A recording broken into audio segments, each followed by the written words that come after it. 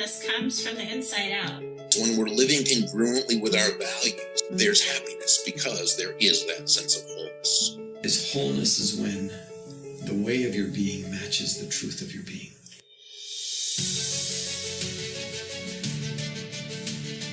In this episode, I want to introduce a new series on energy healing, energy therapy, or energy work, whatever you want to call it. And I hope by the end of this series, which might not be linear, it might be something we jump into every so often, but I hope that we can look at some of the different kinds of modalities, learn what they're all about, and figure out which one you would like to learn more about, or ways that they can support you. Unless you've been living under a rock, you have probably interacted with energy work in some way. For the rest of us, we might even be using rocks to interact with it. You might call these rocks healing crystals or stones, but every store from Walmart to Dollar Tree are selling products like gemstone jewelry, essentials oils, smudge kits to support certain intentions. They carry meditation and yoga products, books, and more. If you've been to a chiropractor, a holistic healer, yoga, or had an EMDR treatment, you are interacting with the concepts that energy healing is based on. We each have a subtle energy system. And in a peer-reviewed paper from George Washington University Medical Center, published in the National Library of Medicine, it states, I'll put a link below for this system, the subtle energy system, is defined in terms of cellular and systems communication. And I think that's such a simple concept. It's this communication that's happening on a cellular level between those systems, between that circulatory system or the nervous system or the skeletal system. There's some kind of communication happening that we don't yet quite understand. That's the subtle energy system. It's that communication happening between there, and in ancient times, they've put a whole system to it. If you go to thewholenessnetwork.com, you can get a free subtle energy class, like a mini class, if you subscribe down in the footer. Go to www.thewholenessnetwork.com. I'll put a link in the notes again, and you can get that free, informative, subtle energy class, or a little bit about the subtle energy. And we'll talk about that more in another episode. So the George Washington University Medical Center paper states, quote, "The study's goal is to document the numerous interactions of the endocrine, immune, nervous, and stress systems that so profoundly impact human functioning. It explores the mental and emotional issues pertaining to stress and relaxation and how each impacts the physical body. It proposes scientific justification for broad integration of mental emotional issues into the practice of medicine. Stress and relaxation also are ideal precursors to looking at the role of spirituality in healthcare." Here's where we get into a little bit of trouble, where it gets tricky, I should say. That big word, spirituality. This term almost has as many meanings for people as there are people. And it should be that way. The whole point of spirituality is meaning, connection, and what meaning belongs to something is really subjective to the person. So, that subjectiveness just rubs up against this scientific method. So, but they're not meant to overshadow each other or to undermine each other. In this published paper by the George Washington University of Medicine, they stated their goal as, quote, "to pull together recent medical research and ancient philosophical concepts to establish that comprehensive healthcare must involve thorough attention to the mind and spirit, not just the body. A novel paradigm for healthcare that incorporates the mental, emotional, and spiritual facets in a practical but integrative manner. The paradigm is based on literally hundreds of studies over 20 years of research. Most books currently addressing emotional or spiritual components of healthcare tend to be inspirational or religious in nature, an area generally considered hands-off to physicians. And here again, this is where we're having some trouble. These people are talking about it, and somehow we've decided that that can't match up with these people, where science and spirituality, or maybe even religion, aren't supposed to play together. And these guys are asking the question, why? Or saying, but if it does matter, why aren't we looking at it? It is in this hands-off area that energy healing or energy medicine or energy work has hit a wall.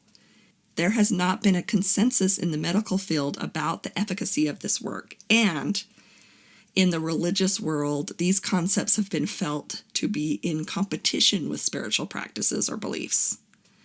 So both sides are kind of being resistant to it. And me, myself, have felt that resistance. And it's been really hard to hit up against both of those areas and try to be valid in this place that I am. So that is what this series is going to tackle. We will actually look at the individual modalities and learn about their development and usage. We will look at champions as well as criticisms, and I hope to bring on experts to share more about their work, the particular modalities that they're in.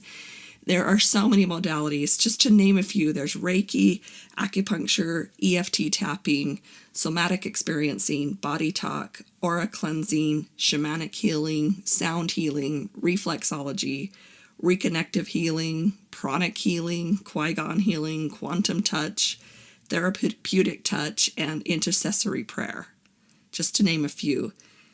And if you have any more, please send me those suggestions. Put them in the comments or send me an email and say, hey, there's this particular one. And we get a little tricky here because everybody likes the ones they like. And, I kind of get into this competition, this capitalistic ideas here. And again, those are things that belong in the other world. We're kind of moving into a different world where collaboration, and uniqueness can exist at the same time, and the competition doesn't need to be there. But that's kind of how we've been trained or programmed, and so trying to move into this space and let go of those kind of competitive or mine is better or here's the right way or this method or this history is more important than that. That kind of muddies the water. So we kind of just want to be observers of that and to have conversations about it in a way where we can recognize within our own selves our own biases. And those biases will show up through sensations in the body. So we might not look in depth at all of these, or maybe more that I didn't mention, like I say, ones that you bring in, and if you know an expert, let me know. I'd love to interview them. But I imagine that it won't take too many of these kinds of learning about them that we see how they are related and how they work on similar principles and concepts. I particularly myself, I have been trained in Reiki, I have been trained in tapping, energy profiling, energy medicine, shamanic healing, trauma release, and something called heart-centered therapy. But when people ask what I do, and it's kind of hard to say when it comes to a real session. A session just really takes on a life of its own. And this is the virtue and the vice of energy healing. It is hard to study one or to say one particular technique because it's usually a mix in sessions that I do, and most of the people that I work with, a lot of intuition comes into play. And it's where the client guides me that tells me which approach to take. So I can tell you one thing though, it is the connection with the client that means the most. You can call it love, intuition, mirror neurons, or whatever you want to call it. But it is an unseen communication happening. And when I quiet myself and lean into this connection, healing comes. When I tune into that communication of the subtle energy system, it's so obscure, it's hard to even define what it feels like to be, or sounds like, or looks like to be connected to that. But when I do, I see profound healing takes place. And that word healing deserves a little tangent for a minute. This is something that gets really stuck in people's mind because we're associated with healing, number one, with a medical ailment, or two, with people that are trying to swindle you, healers that are trying to swindle you. It's been many decades, maybe even centuries, where there have been people that are trying to trick you into buying whatever they're selling and calling it a cure, because when we're not feeling well, we're vulnerable and we don't want to feel that way. We want to do anything we can to get out of feeling terrible, and people take advantage of that. In another paper published by the National Library of Medicine, in an in-depth study consisting of in-depth open-ended interviews with doctors regarding the definition and mechanism of healing. So they wanted to really look at that word healing.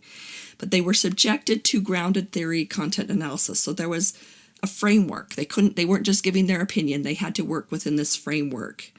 And when they did this study, and I'm quoting from the paper, the result, in there it says the results, healing was associated with themes of wholeness, narrative, and spirituality. Healing is an intensely personal, subjective experience involving a reconciliation of the meaning an individual ascribes to distressing events with his or her perception of wholeness as a person, unquote. I love that quote, of course.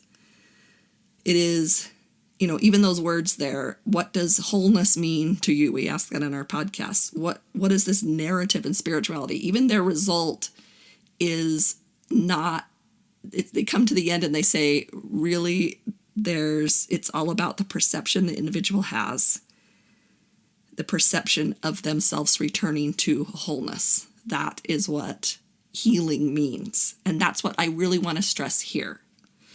Because there are some people who are dying and they feel whole or healed. They're moving into the next realm fully healed, if that makes sense. There are some people who come to this work, and even I have been amazed. I have stories, several stories, plenty of stories, where somebody has come to me and we've had a session, and then they're telling me that this physical ailment they have no longer hurts or is not bothering them anymore. That wasn't even the goal of the session. That wasn't necessarily my intention. My intention is always to heal, but I don't know what that looks like. But I don't know if I could, I don't know if I would promise somebody, oh, you've got headaches, I can take those away. It doesn't work that way. Sometimes that's really frustrating as a practitioner, but I've learned to embrace it, that leaves room for the individual to exist in their own experience, and whatever that experience or however that experience looks best for them, whether they're aware and choosing that experience, or if their higher self or someone else is choosing that experience.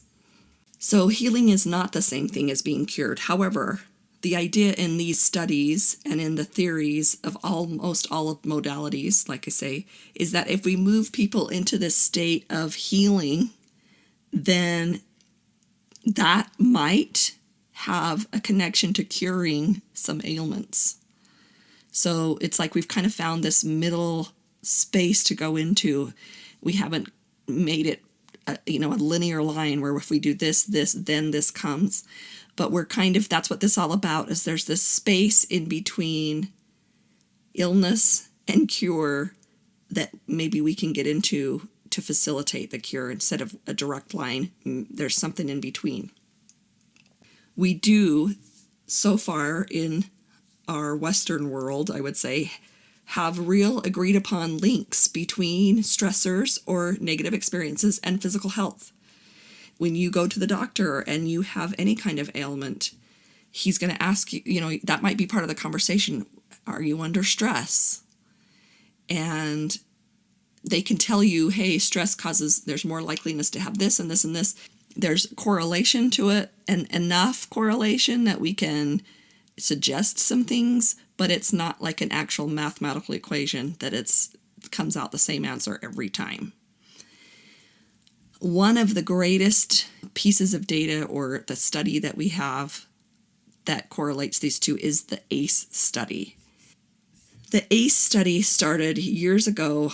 I'm just going to paraphrase. There was the doctor I was trained in. I took a training where he spoke, and they were trying to do weight loss because they found that having obesity was causing heart disease and diabetes and all these things. So there was like, hey, if we get rid of this factor, maybe that's the cure. That's the problem. That's the problem, is the obesity. So they did this study, and they started to find that they could easily with it, they could pull the weight off. Like, they were pulling the weight off. And it was interesting even being in this training, because I never really thought about it, but they could pull the weight off and then keep them healthy at the same time. So they could restrict their food intake all the way down. I think it was like these nutritional shakes they were giving them, and they could just get the weight off kind of quickly, and yet their health wouldn't go down. Like if you just starved somebody, then you might be causing other problems, right? So this was what this study was about. How can we pull this weight off? Well, to some of the women, they could not pull off enough, or they would pull the weight off and then it would come back on. And how the story goes, they started to realize that they had some dysfunction in their childhood. And I'll let you study more about the beginnings of this test. But what has come, I think this test is 20 years old, if not more. And what they have found, very highly correlated, like it's to the point where we're starting to see pediatricians look at these markers in childhood with a high degree of clarity that they will turn into ailments later in the future or dis-ease. And they've come up with a 10-question study, or a 10-question test. And you can take this test if you go to mechellewingle.com and scroll to the bottom of the homepage. I link right there to a test, and you can take this test for yourself. Now, these are 10 questions, and even the man who put together this test will tell you that there's a lot of nuance to these questions. So again, it takes like really taking this test, going into yourself, feeling those sensation that says kind of little tug that's like, it's not exactly that, but that matters. And when I've talked to people, I even tell them, give you a half a point or a fourth of a point if you think that's just, it's not exactly worded the way you would word it, but it's not completely false, right? So, and that's the thing. These are kind of like, it's got to be 100% false. So these studies, this study looks at these different areas. Abuse, it looks at physical abuse, which is, again, even in physical abuse, there might be some that say, well, no, I wasn't physically abused, and yet they were spanked regularly. And so they would say no, although that is considered physical abuse. The determinant of whether you deserved it or not is irrelevant. And we could even go into a tangent about deserve, right? But physical abuse, did you experience that from the age of 0 to 18 is the time frame for these things? Was there emotional abuse or being made fun of or not asked how you were feeling? If you came home from school and somebody wasn't there to say, hey, how was your day? Or if they did and you knew they really didn't care, that's emotionally abusive. Or, of course, sexual abuse, which might be something more along the lines of being exposed to sexual things before your maturity level was ready for those things. like I say, you got to kind of look at these with a broad stroke, but abuse, physical, emotional, sexual. Neglect is the next area. So physical neglect, whether you didn't have a lot of food. And again, not having a lot of food might be because we didn't have a lot of money. It's not that your parents were making you not eat. It was an experience. ACE stands for Adverse Childhood Experiences. It's not you had mean parents. It is these experiences that have an effect. And that's the thing. Once we know about these, then we can maybe do something about it. But knowledge is powerful in our health and well-being. So physical and neglect, again, emotional neglect. So again, I kind of talked about that in abuse.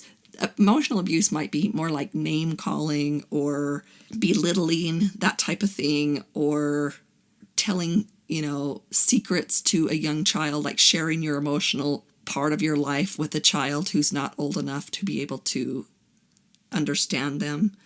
Where neglect may be that not having someone to talk to about your experiences.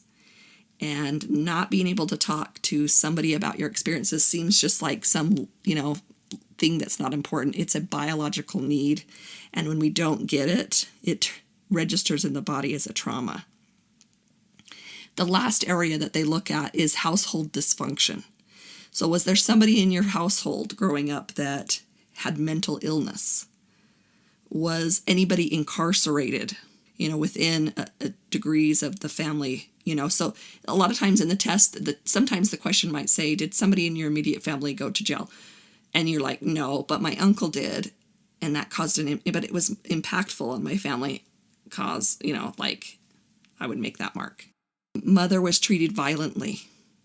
And another one of these are experiences, remember. So, for instance, in my case, I have a memory of my mom being treated violently. Like, I could easily dismiss it. There wasn't necessarily hitting, but it was a violent encounter that I witnessed. And so I have an ACE score of 1, or, that counts as 1 point for me because it was a one-time thing. These are not overgeneralized. Your parent didn't care for every time you had an emotional need, maybe that doesn't matter. But if there's this impactful moment that you remember, that's a point. Substance abuse, someone in your family or in your household or close to you had a substance abuse problem. And the last one is divorce. By simply having a divorce in the family or your parents were divorced, there's an ACE score of 1. The correlation that they have with this is astounding. People with an ACE score of 4 are twice as likely to be smokers and 7 times more likely to be alcoholic. Having an ACE score of 4 increases the risk of emphysema or chronic bronchitis by nearly 400%. And suicide with a level 4, a score of 4, suicide increases your odds by 1,200%. People with high ACE scores are more likely to be violent, to have more marriages, more broken bones, more drug prescriptions, more depression, and more autoimmune diseases. People with an ACE score of 6 or higher are at risk of their lifespan being shortened by 20 years. This study should be a huge impact on us and our society for well-being and to look to what makes life feel well, whole, to feel good, to be in wellness. These are huge numbers, huge correlations. Preventing ACEs. So if we can go in now, once we have some ACE scores, once we have those numbers, now we know what we're going to work on in our energy healing sessions. You're not going to find it at the medical doctor. You might get some help in a therapeutic session with a therapist talking about it, but it's well documented that for some people, talking about their trauma or their ACEs re-traumatizes them and causes more problems. This is a part of wellness and healing that the energy world is so great at, going into these particular areas and cleaning up the communication that's happening between the cells and the systems. But if we could prevent the ACE from happening, we could reduce a large number of health conditions. We could reduce up to 21 million cases of depression, up to 1.9 million cases of heart disease, up to 2.5 million cases of overweight and obesity. According to the Center for Disease Control, ACEs are costly. The economic and social costs to families, communities, and society totals hundreds of billions of dollars each year. A 10% reduction, just 10% reduction in ACEs in North America could equate to an annual savings of $56 billion. I'm wondering if many of you have heard of these ACEs, if any of you know that there's such a correlation with an experience and your health, and that energy work or energy healing is the bridge between those two. If I could redefine this in energy healing terms, what this ACEs is saying, I would say when there is a disruption in the flow or the communication between systems and cells, remember that's what the study defined our subtle energy system as. When our ease is disrupted, the communication exists, but the messages are not congruent with ease. So the messages become something else. They are diseased. And over time, that communication of disease presents itself. So it's almost like this communication, this is not how it works necessarily, but it's like this communication of this emotional neglect that says your needs don't matter. And so there's this communication inside that's, your needs don't matter, your needs don't matter. And it's kind of like drops of water. It's one time that communication may not do anything, but over time, it carves a Grand Canyon. And over so many years, a lot of times we don't see some of these, first of all, the smoking and alcoholism and substance abuse maybe comes in teens, 20s, 30s to try and overcome the dis-ease that is felt within the person. And then the autoimmune diseases or heart disease or things like that usually come in the late 30s into the 40s. It's like that drip of water has been dripping long enough. And now we've hit down to the bone. And once it's hit that bone, then we've got other things we've got to do besides just prevent the water from causing a problem. What the ACE study and energy healers know is that if we can reverse these messages, or process them or program in new messages by easing the communication, particularly in the nervous system, we can start to feel better or have that sense of wholeness is what the study is calling healing. So why the skepticism if there's all this research? Besides the resistance of Western medicine, maybe that resistance is warranted. I want to stop right here and say, maybe it's not all bad to stop and see if there's any truth to the resistance. When I first began my training into energy healing, I made this note in my phone that I keep in there at all times ever since then. I think we're going on 7 or 8 years ago, and this is what I wrote. Most people come to energy work when everything else has failed them, when they are their most vulnerable. It is sometimes a pattern for workers to tell clients what to do. Like they come in and there's like, you've got a block, here's your problem. And then this energy healer, they use their gifts, the energy healer uses their gifts, and they kind of wow the client into handing over agency. This is what I was seeing at the very beginning. And at the time, it feels good to have a partner run your decisions. So you even feel better just to have a partner in the hope that you can feel better.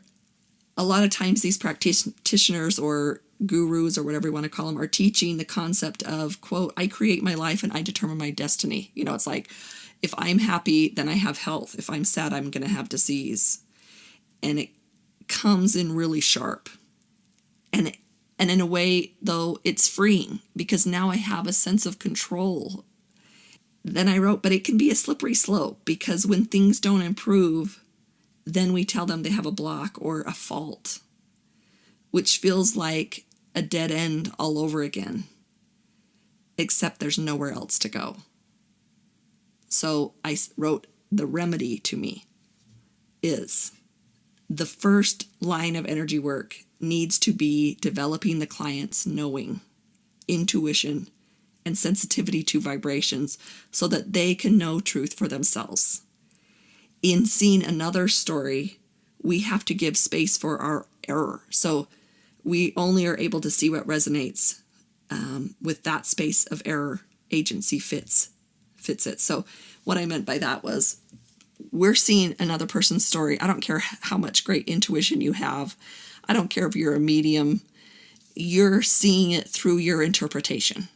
And, you know, the best mediums, even, that's their best gift, is they have fine-tuned their definition so that when that message comes in, they understand what it means because they have this side communication happening. But it's through their own images, they're not seeing the other person necessarily. It's sometimes comes in through images that have meaning to that particular person. And same with, you know, maybe there's a possibility that it works differently, but many times we have our own selves, our own experiences, and we cannot see what we have never experienced before. So we might interpret it in a different way. And we have to recognize that as practitioners, that we still exist in this human frame with human barriers that are beautiful. But if we just pretend like those don't exist, then there's just this risk that someone will just turn their agency over and say, well, what should I do? And then what should I do? And what should I do? And, oh, I've got a block. It's all my fault. Oh, no, I have a headache, or my leg hurts. What did I do? What did I do? And I've seen people get really down and stuck, and it's not fair. So a good practitioner is vital, and that good practitioner knows their limits and is there to serve you, not you to serve their ego. And I will admit that happens in the energy healing world. Not always, but sometimes. So with that, I want to start to open up the different modalities. And I hope you join me in every episode and share them with your family and friends.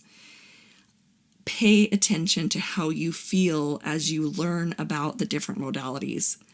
Notice the resistance inside you and get curious about whether that resistance is a message of warning or incompatibility, or if previous thoughts and beliefs are preventing you from being open about something worthwhile.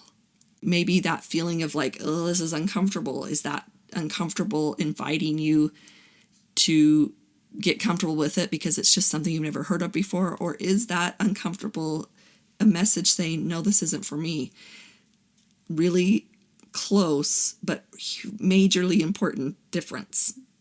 Or notice the feeling if you're like 100% yes, where do I sign up? Is that message really about wanting something fast and easy, which says more about how much you are suffering? And maybe we need to take time and acknowledge that first. I've done that. I've been there where it's like, get this blocked emotion out of me and then I'm going to feel better. Great, let's do it. I'm done. And what I'm hopping over or bypassing is the fact that I'm that desperate. I'm hurting that much. Deciphering between the difference in this energy of, is it for me? Those sensations of this is great. No, I don't like this. Only you will be able to tell the difference between that it's right for you or that I'll pass. It's not for me. And I honor your journey and your experience with whatever you find best for you. But I'm excited to take this journey. If you enjoyed this conversation, please rate and review in the platform that you get your podcasts and subscribe. Next time, we are going to go over some vocabulary and hopefully turn what you may have called woo-woo into wow. We invite you to the wholenessnetwork.com, where you'll find the Wholeness Library. Inside, you'll find tutorials, downloads, mini classes, and all sorts of streaming content for you on your wholeness journey.